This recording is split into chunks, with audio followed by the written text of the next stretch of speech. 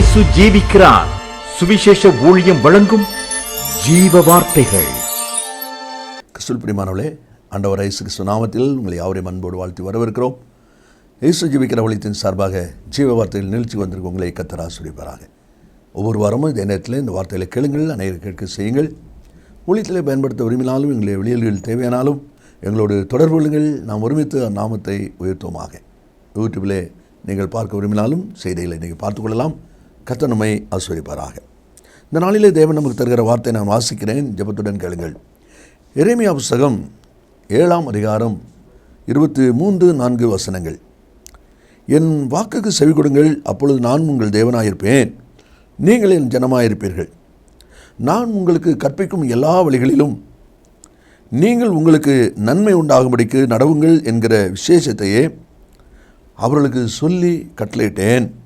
அவர்களோ அதை கேளாமலும் தங்கள் செவியை சாயாமலும் போய் தங்கள் பொல்லாத இருதயத்தின் யோசனையின்படியும் கடினத்தின்படியும் நடந்து முன்னிட்டல்ல பின்னிட்டே போனார்கள்.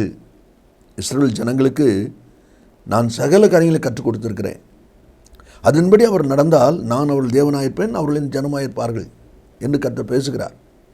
ஆனால் அவர்களோ அவருடைய வாக்குக்கு செவி கொடாமல் முன்னிட்டு அல்ல பின்னிட்டே போனார்கள் என்று சொல்லி அந்த வார்த்தை இருக்கிறது. முன்னேறுவதற்கு பதிலாக பின்வாங்கி கொண்டே இருக்கிறார்கள் என்று சொல்லப்பட்டிருக்கிறது. அன்பு நேச பிள்ளைகளே, இன்றைக்கி விசுவாச பிள்ளைகளாக நீங்களும் நானும் நம்மை ஆராய்ந்து பார்க்க வேண்டிய மிக முக்கியமான காரியம், நாம் முன் செல்லும்படி அழைக்கப்பட்டிருக்கிறோம். தேவன் நமக்கு ஆயத்தமாக்கியிருக்கிற சகல நன்மைகளை சுதந்திரிப்பதற்கு கர்த்தர் நமக்கு முன்னே போகிறபடியினால் அவரை பின்பற்றுகிற ஒரு ஆடாக நாம் இருக்க வேண்டும் என்பதுதான் தேவனுடைய விருப்பம். ஆனால் ஜனங்கள் என்ன சொல்கிறார்கள்? முன்னிட்டு அல்ல பின்னிட்டே போனார்கள், பின்வாங்கியே போய்கொண்டிருக்கிறார்கள். ஏன் இவங்களுக்கு இப்படிப்பட்டதான ஒரு வேதனையின் அனுபவம் என்று பார்க்கும்போது அந்த 24ஆம் வசனத்தில் நாம் வாசிக்கிறோம், தங்கள் பொல்லாத இருதயத்தின் யோசனையின்படியும் இருதய கடினத்தின்படியும் நடந்து முன்னிட்டல்ல பின்னிட்டே போனார்கள். பார்த்தீங்களா, அந்த வசனத்தில் சொல்லப்பட்டிருக்கிற அனுபவம்னு ஏன் முன்னேற வேண்டியவங்க பின்வாங்கி போகிறாங்க அப்படின்னு சொல்லி பார்க்கும்போது, பொல்லாத இருதயத்தின் யோசனை, இருதய கடினம், இதுதான் முக்கியமான காரணம் என்று சொல்லப்பட்டிருக்கு. வேதாந்தத்தில் இதை குறித்து சில அனுபவங்கள் இருக்கிறதே நாம் அறியணும். நமக்கு நன்றாய் தெரிந்திருக்கும். ஏசாயா புஸ்தகம் 29ஆவது அதிகாரம் 13ஆவது வசனத்தை நாம் வாசிக்கும்போது அங்கே இந்த காரியத்தை குறித்து ஆவியானவர் தெளிவாக தீர்க்கதரிசி மூலமாக எழுதியிருக்கிறதை நம்மாலே பார்க்க முடியும். ஏசாயா 29ஆவது அதிகாரத்தில் 13ஆவது வசனத்தை நம்ம வாசிக்கும்போது, இந்த ஜனங்கள் தங்கள் வாயினால் என்னிடத்தில் சேர்ந்து தங்கள் உதடுகளினால் என்னை கனம் பண்ணுகிறார்கள், அவர்கள் இருதயமோ எனக்கு தூரமாய் விலகி இருக்கிறது. வாயினால் கனம் பண்ணுறாங்க, இருதயமோ தூரமாக இருக்கிறது. அப்படின்னா அவர்கள் பேசுகிற வார்த்தைக்கும் அவருடைய வாழ்க்கையின் அனுபவங்களுக்கும் சம்பந்தம் இல்லாமல் இருக்குது. அதுதான் சொல்லப்பட்டிருக்கு. இருதயத்தின் யோசனைப்படி, இருதய கடினத்தின்படி நடந்ததுனால முன்னே போக வேண்டியவங்க பின்வாங்கி போகிறாங்க. இந்த வார்த்தைகளுக்கு இருக்கிற அன்பு தேச பிள்ளைகளே, வார்த்தை சற்று யோசித்து பார்ப்போம். வாய்க்கு சமீபம், இருதயத்திற்கு தூரம் என்பது வேதனைக்குரிய ஒரு அனுபவம். அப்படிப்பட்ட ஒரு அனுபவம் இருக்கிறதுனால தான் இந்த ஜனங்கள் முன்னே போக வேண்டியவங்க பின்வாங்கி போய் கொண்டிருக்கிற ஒரு நிலையில் இருக்கிறதை பார்க்கிறோம். அதனால தான் ஏசாயா 1:5 நீங்கள் ஏன் அடிக்கப்பட வேண்டும், அதிகமாக விலகி போகிறீர்களே, நீங்கள் விலகி போகிறதுனால தான் உங்களுக்கு தண்டனைகள் வருகிறது, நஷ்டங்கள், சேதங்கள், காரணமில்லாத காயங்கள் வருகிறது என்பதை பார்க்குறோம். லூக்கா 10ஆம் அதிகாரத்தில் 30ஆம் வசனத்தில் எருசலேமில் ஒரு மனுஷன் எரிகோக்கு போகிறான், கல்லறையில் அகப்பட்டான். அவனை அவங்க அடித்து காயப்படுத்தி அவனை குதிரை போட்டாங்க. ஏன்? எருசலேம் மகாராஜாவுடைய நகரம். அங்கேருந்து ஒருத்தன் எரியோக்கு வாரான்னு சொன்னால் அவன் பின்மாற்றக்காரனாக வாரான். அதனால பிசாசு அவனை அப்படியாய் காயப்படுத்துகிற, வேதனைப்படுத்துகிற அனுபவத்தை நாம் அதில் பார்க்கிறோம். இந்த வார்த்தைகளை கேட்கிற அன்பு நேச பிள்ளைகளே, இன்றைக்கி நாம் எவ்விதமாக இருக்கிறோம்? வேகமாய் சில வசனங்களை நாம் வாசித்து ஜெபிக்க போகிறோம். ஏன் நம்முடைய வாழ்க்கையில் முன்னேறும்படி அழைக்கப்பட்டிருக்கிற நாம் பின்வாங்கி போகிற நிலைமைக்கு இன்றைக்கு விசுவாசிகள் இருப்பதற்கு காரணம் என்ன? முதலாவது 1 ராஜாக்கள் 19ஆம் அதிகாரம் 3வது வசனத்தை நாம் வாசிக்கும் போது அங்கே விதமாய் வாசிக்கிறோம். எலியாவுக்கு ஏசபேலின் வார்த்தைகள் தெரிந்தபோது தன் பிராணனை காக்க நல்ல கவனிங்க, தன் பிராணனை காக்க யூதாவை சேர்ந்த பெர்சபாவுக்கு புறப்பட்டு போய் தன் வேலைக்காரனை அங்கே நிறுத்திட்டான். அதுக்கு பிறகு ஒரு நாள் பிரயாணம் போய் சூரியச்செடியில் போய் படுத்துக்கிட்டான். இது அனுபவம். ஏன் இப்படிப்பட்ட ஒரு நிர்பந்தமான நிலைமை இந்த எலியாவுக்கு உண்டாகுது என்று சொன்னால், அதில் முக்கியமான காரியம் என்ன, எசபேலுடைய வார்த்தையை கேட்ட உடனே தன் பிராணனை காக்க, பார்த்தீங்களா, அந்த ஒரு எண்ணம், தன்னை காக்கணுங்கிற ஒரு எண்ணம், தன் பிராணனை காப்பாற்றணுங்கிற ஒரு எண்ணம் அவனுக்கு வந்த உடனே அவனை அறியாத ஒரு பயமும் அவனை அறியாத ஒரு விலகுதலும் அங்கே உண்டாகிறத பார்க்குறோம். முந்தின அதிகாரத்தை நம்ம வாசிக்கும் போது 19ஆம் வசனத்தில் ஏசபேல் திர்க்கதரிசி, பாகால் திர்க்கதரிசி 850 பேர் இருக்கிறாங்க. தேவனுடைய பலத்தினால அவர்களை கொண்டு போட்டான். அப்போ இப்போ அந்த பலன் எங்கே போச்சு? இப்போ ஏன் அதை செய்ய முடியலை? தன் பிராணனை காக்கணும் அப்படிங்கிற ஒரு எண்ணம் வந்த உடனே அவன் விலகி ஓடுகிற ஒரு நிலைமையை நாம் அதில் பார்க்குறோம். முன்னே போக வேண்டியவன் பின்னே போகிறதுக்கு முதல் காரணம், நான் தானே செய்யணும், நான் செய்யலைன்னா யார் செய்வா, நான் தானே இதுக்கு பொறுப்பு அப்படின்னு சொல்லி தன்னையே சொல்லி கொண்டிருக்கிற ஒரு அனுபவம். கர்த்தர்கிட்ட என்ன கொடுத்துட்டேன், கர்த்தர் பார்த்துக்கொள்வார், கர்த்தர் செய்வார், கர்த்தர் நிறைவேற்றுவார், கர்த்தர் நன்மையான தருவார் என்று சொல்லி கர்த்தர் காரியத்தை வாய்க்க பண்ணுகிறாங்க. அந்த சிந்தை இருந்துச்சுன்னா இப்படிப்பட்ட விலகுதல் வரவே வராது. என்றைக்கு ஒரு விசுவாச பிள்ளைகள் நான் தான் என்ன தான் நாம் அப்படிங்கிற ஒரு சிந்தையோடு செயல்படும் பொழுது அங்கே விலகுதல் வருகிறது. அதே தான் முதலாவது இந்த வசனத்தில் நம்மளை வாசிக்கிறோம். நிறைய யோசிச்சுட்டு பாருங்கள், எவ்விதமாய் நம்முடைய காரியங்கள் இருக்கிறது. தன்னை குறித்த சிந்தை வரும்போது விலகுகிற ஒரு தன்மை உருவாகிறது என்பதை பார்க்கிறோம். இனி 2வது ஆதியாகமம் 30வது அதிகாரம் 30வது வசனத்தை நான் வாசிக்கும்போது அங்கே விதமாக வாசிக்கிறோம். யாக்கோபு தன் மாமனை பார்த்து சொல்கிறான், நான் வரும் முன்னே உமக்கு இருந்தது கொஞ்சம், நான் வந்த பின்பு கர்த்தர் உம்மை ஆசீர்வதித்ததினால் சம்பத்து பெருகிட்டு. அடுத்தவன் என் சொல்கிற வார்த்தை மிக முக்கியமான வார்த்தை. என்ன சொல்கிற பாருங்க, இனி நான் என் குடும்பத்துக்கு சம்பாத்தியம் பண்ணுவது எப்போது? என் குடும்பத்துக்கு நான் சம்பாத்தியம் பண்ணுவது எப்போது? என் குடும்பத்துக்கு நான் சம்பாதிக்கணும் ஒரு எண்ணம் வந்துட்டு பார்த்தீங்களா? இந்த எண்ணம் வந்த உடனே மாமனார் விட்டு பிரியக்கூடிய விலகக்கூடிய பிளான் எல்லாம் உருவாக ஆரம்பிக்குது.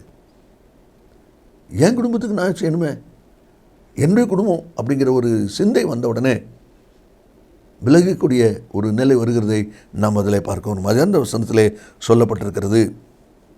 நீங்களும் உங்கள் வாழ்க்கையை யோசித்து பாருங்கள். குடும்பங்களுக்குள்ளே பிரிவினை வர காரணம் என்ன? பெற்றோர், பிள்ளைகள், அண்ணன், தம்பி, இப்படி நிறையா குடும்பங்களில் இன்றைக்கி பிரிவினைகள் நிற்கிற நிலைமையை பார்க்குறோம். அதில் அதிகமாக என்னன்னா, நான் என் குடும்பம், என் ஜனம், என் பிள்ளைகள் இப்படிங்கிற சிந்தை வரும்பொழுது அங்கே ஒருமித்து செயல்படுவதற்கு இடமில்லாமல் போகிறது, இணைந்து செயல்படுவதற்கு இடமில்லாமல் போகிறது. அப்படிப்பட்ட காரியம் முன்னேற்றத்துக்கானது அல்ல, அது பின்வாங்கி போகிறதுக்கு எதுவாக இருக்கும். அதை தான் தேவனுடைய வார்த்தையில் நம்ம வாசிக்கிறோம்.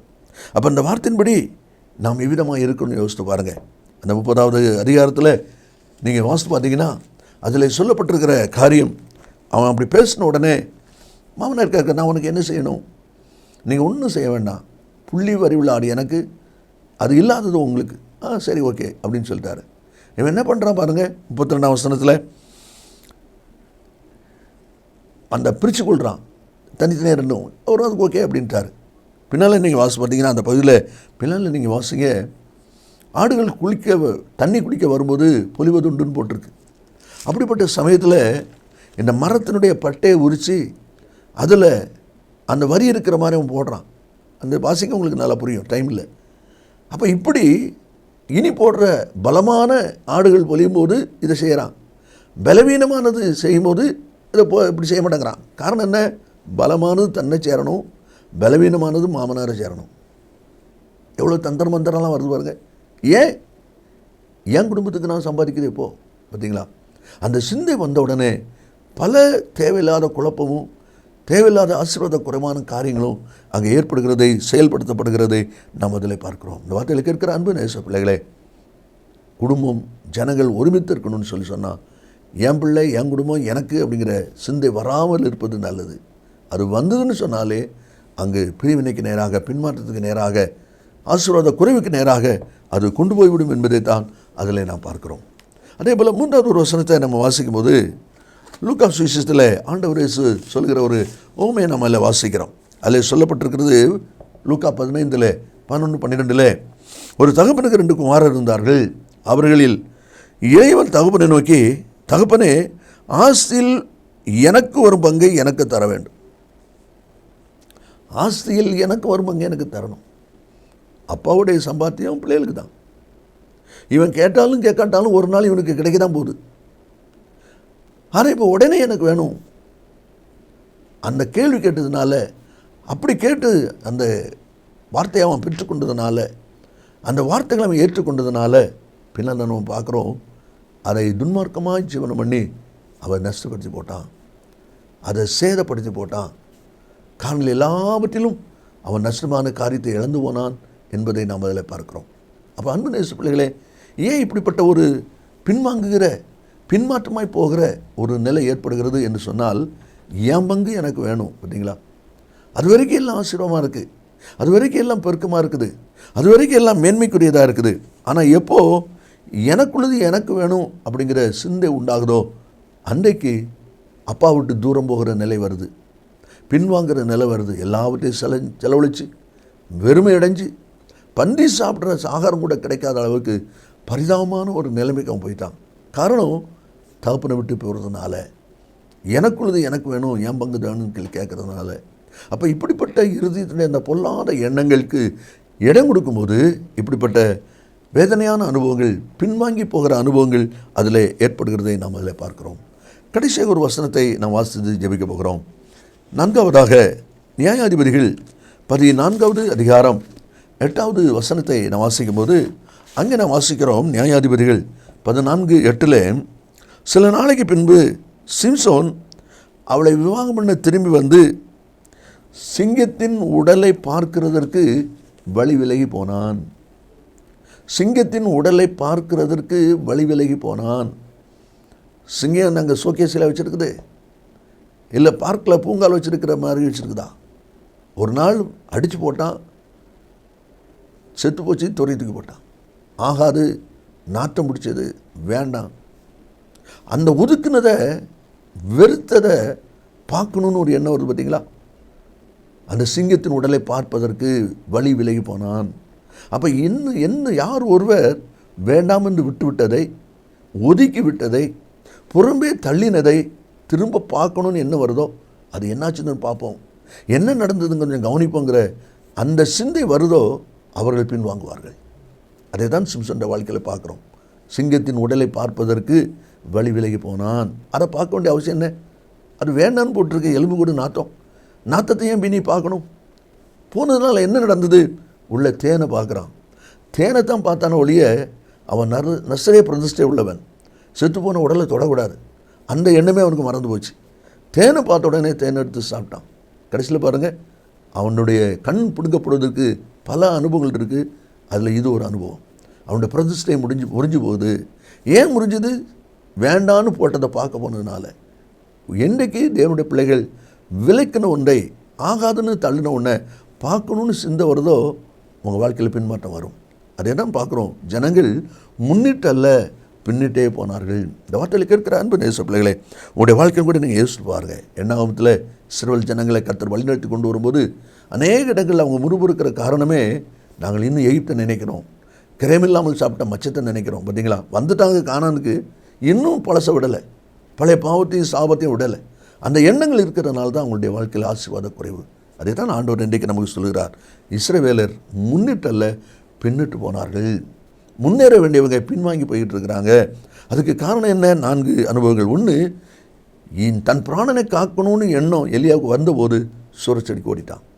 கர்த்தரை விட்டு விலகி ஓடுகிற ஒரு நிலை அவனுக்கு வருகிறதை பார்க்குறோம்.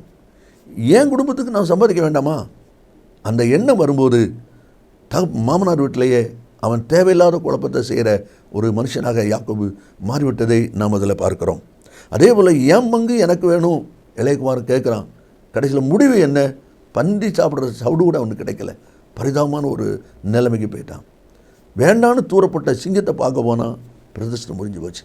இதுதான் பின்வாங்கிறதுக்கு காரணம். அதுதான் தேவனுடைய வார்த்தை சொல்கிறது. இஸ்ரவேலர் முன்னிட்டு அல்ல பின்னிட்டு போனார்கள். இந்த வார்த்தையில் கேட்கிற அன்பு தேச பிள்ளைகளே, நீங்களும் உங்களோட வாழ்க்கையை யோசித்து பாருங்கள். நீங்கள் கர்த்தருக்கு அர்ப்பணித்த நாளிலே, ஒப்பு கொடுத்த நாளில் உங்களோட வாழ்க்கையின் பிரதிஷ்டம் என்ன, தீர்மானம் என்ன, இன்றைக்கி எப்படி போய்கொண்டிருக்கீங்க? வெற்றி வாழ்ந்து கொண்டிருக்கீங்களா? பின்வாங்கல நிலையில் இருப்பீங்கன்னா இன்றைக்கு உங்களை புதுப்பித்துக் கொள்ளுங்கள். ஆண்டவர் உங்களை உயிர்ப்பிக்கும்படி தான் உங்களோடு பேசி கொண்டிருக்கிறார். நாம் செபிப்போமா? இயேசு சீக்கிரம் வரப்போகிறார். நல்ல பிதாவே என்று துதிக்கிறோம். உங்களுடைய வார்த்தை ஆமென்றும் ஆமென்றும் இருப்பதற்காக ஸ்தோத்திரம். இந்த வார்த்தை கேட்டிருக்கிற ஒவ்வொரு பிள்ளைகளும், நான் அழைக்கப்பட்ட அழைப்பில் முன்னேறி கொண்டிருக்கிறேனா, பின்வாங்கி கொண்டிருக்கிறேன் என்பதை சிந்தித்து தங்களை சீர்படுத்திக் கொள்ள உதவி செய்யும். இயேசுவின் நாமத்தில் பிதாவே, ஆமென் ஆமென். கர்த்தர் உங்களை ஆசீர்வதிப்பாராக. ஆமென். மேலும் விவரங்களுக்கும் உங்கள் ஜெப தேவைகளுக்கும் நீங்கள் எங்களோடு தொடர்பு கொள்ள வேண்டிய முகவரி: ஜீசஸ் லிவ்ஸ் காஸ்பல் மினிஸ்ட்ரீஸ், சகோதரர் John M Jayaraj, 123A Donavur road, Mavadi, Nellai மாவட்டம், தென்னிந்தியா 627107. செல்போன் 9443113292.